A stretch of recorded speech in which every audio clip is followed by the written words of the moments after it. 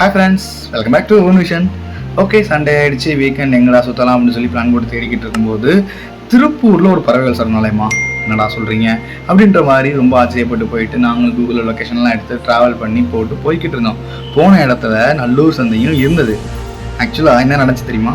சந்தைக்கு போகிற அண்ணே வரும்போது சண்டையோட வந்தாலும் வருவேன், நான் ஏற்கனவே சொல்லியிருக்கேன்ல. கிட்டத்தட்ட இந்த மாதிரி டைலாக் பேசிட்டு நல்லூர் சந்தை வழியாக தான் சந்தைக்கு அந்த இடத்துக்கு போக வேண்டியது இருந்தது. ரெகுலராக நாங்கள் இங்கே வருவோம், இங்கே தான் ரெகுலராக நாங்கள் பர்ச்சேஸ் பண்ணக்கூடிய இடமும் கூட ரொம்ப சீப் அண்ட் பெஸ்ட்டாகவே கிடைக்கும். வீக்லி ஒன்ஸ் பர்ச்சேஸ் பண்ணுவோம், நல்லாயிருக்கும் இந்த சந்தை. ஆக்சுவலாக வந்து ட்ரை பண்ணி பாருங்கள். நீங்கள் யாராவது பக்கத்தில் இருக்கிறவங்க அந்த வீடியோஸ் பார்க்குறீங்க அப்படின்னா லைக் பண்ணி கமெண்ட் பண்ணுங்கள். நல்லூர் சந்தையை பற்றி உங்களுடைய எக்ஸ்பீரியன்ஸ் எப்படி இருக்குன்னு பார்க்கலாம்.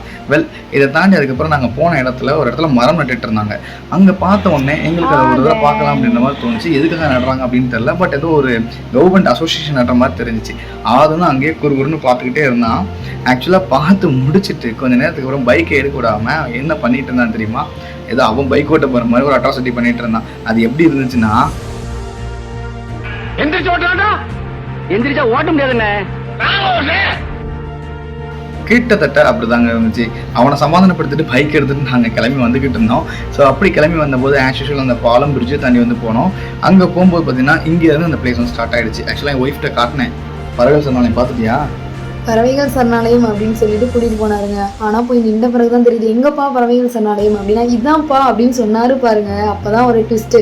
ஸோ எங்கே அப்படின்னு பார்த்தப்ப என்ட்ரன்ஸ் வந்து முன்னாடி இருந்துச்சு. ஸோ அங்கே அலௌடு இல்லை.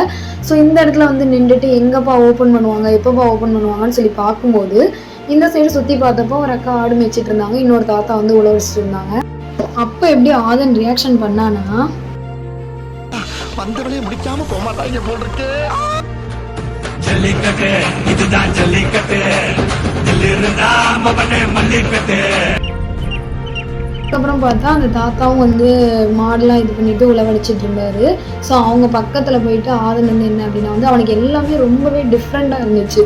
ஏன்னா புதுசாக அந்த பிளேஸ் தான் வந்து ஃபஸ்ட்டு கூட்டிகிட்டு போனால அந்த ஆடு, இந்த வயல், அதுக்கப்புறம் நிறைய நாங்கள் என்ன இயற்கை காற்றே அங்கே போயிட்டு நல்லா வாங்கணும் அப்படின்னு கூட சொல்லாமல் அவ்வளோ ரொம்ப பீஸ்ஃபுல்லாக இருந்துச்சு அந்த பிளேஸு. அந்த ஒரு குட்டி நாய் ரொம்ப க்யூட்டாக அந்த உழவு ஓட்டிகிட்டு இருக்க அந்த மாடுங்க கூட விளாண்டுட்டு இருந்தது.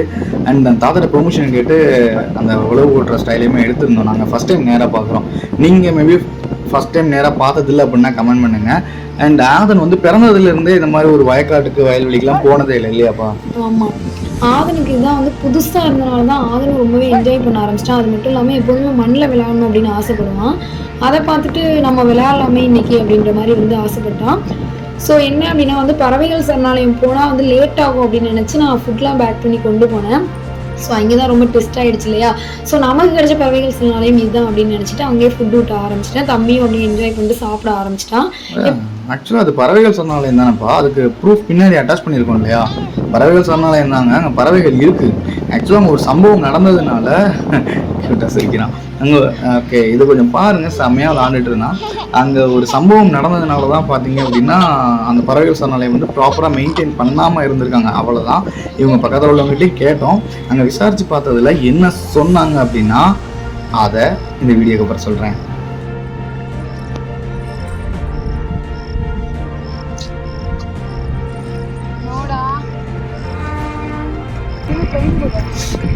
இருக்குல்ல, என்ன ட்ரெயின் தெரியலையா?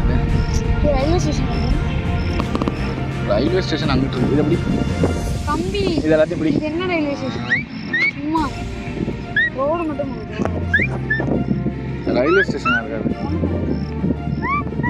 ஆக்சுவலாக இது பறவைகள் சரணாலயம் தான். நீங்கள் கண்ணில் பார்க்குறீங்க இல்லைங்களா, இந்த தாமரை செடி மாதிரி இருக்கு இல்லைங்களா, இந்த செடி வந்து பார்த்தீங்கன்னா அதிகமாக வளர்ந்துருச்சு.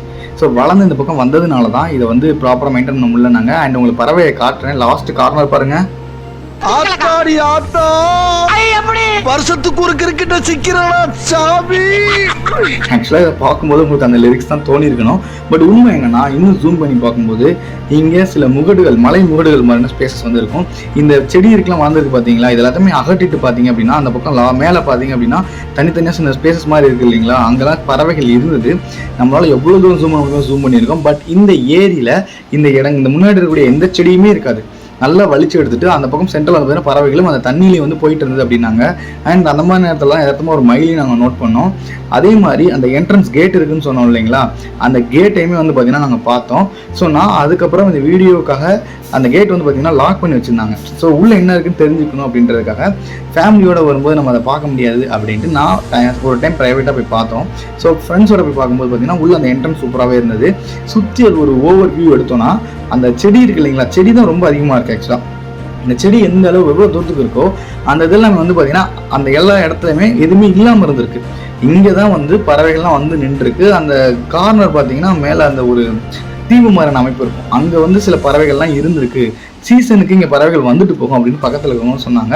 பட் நான் பறவை வந்துட்டு போச்சோ இல்லையோ, எங்களை மாதிரி இன்னும் 2 ஃபேமிலி வந்து பார்த்துட்டு அங்கே வந்து ஒன்றுமே இல்லை அப்படின்ட்டு தான் திரும்பி போனாங்க. அவங்களுமே வருத்தப்பட்டு தான் போனாங்க. பட் உள்ளே நல்லாயிருக்கு. இதை ஏன் க்ளோஸ் பண்ணி வச்சுருந்தாங்க அப்படின்னா, இந்தியாவில் இருக்கக்கூடிய ஆகச்சிறந்த குடிமகன்கள் உள்ளே போய் தேவையில்லாத செயல்கள் பண்ணுறதுனால தான் அந்த பிளேஸை க்ளோஸ் பண்ணி வச்சுருந்தா சொல்லியிருந்தாங்க. பட் அதான் தனியாக தான் உள்ளே போய் பார்த்தோம். ஓகே, ஓரளவுக்கு நல்லாவே இருந்தது. And once again back to the house. அதே மாதிரி வந்து பார்த்தீங்கன்னா ஹோம் ஸ்வீட் ஹோம் பின்னாடி மறுபடியும் வந்துட்டோம். அதே சந்தை வழியாக தான் வந்தோம். அதனால் அந்த சந்தை இப்போ எடுத்து வச்சதுக்கப்புறம் எந்த மாதிரி ஒரு வியூவில் இருக்குன்னு தான் ஜஸ்ட் உங்களுக்கு ஷோ பண்ணியிருக்கோம். So thank you so much video ரொம்ப பொறுமையாக பார்த்ததுக்கு. அண்டு உங்களுக்கு தோணக்கூடிய நிறைய குறைகள் கண்டிப்பாக இருக்கலாம். எல்லாருக்குமே நிறைகளும் குறைகளும் இருக்கும். அதையும் கமெண்ட் பண்ணுங்கள். அதை நாங்கள் அடுத்த முறை சரி பண்ணிக்கிறோம். ஸோ அதுவரை உங்களிடம் விடைபெறுவது உங்கள் ராஜ் மற்றும்